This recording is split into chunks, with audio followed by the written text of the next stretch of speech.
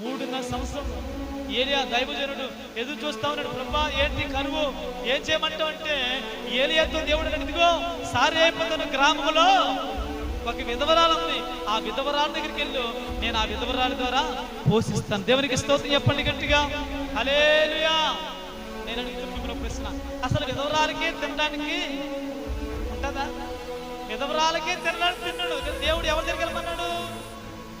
మన అనుకున్నాడు, ప్రభా ఈ 300 ఏం సరిపోతాయ్యా, ఈ 200 వస్తున్నాయి ప్రభా, ఈ 200 ఏం సరిపోతాయ్యా, ఈ 100 వస్తుంది ప్రభా, ఇవి వ్యాపడతారా, ఈ 100 ఏం సరిపోతుంది ప్రభా అనుకుంటున్నాను అంటాం.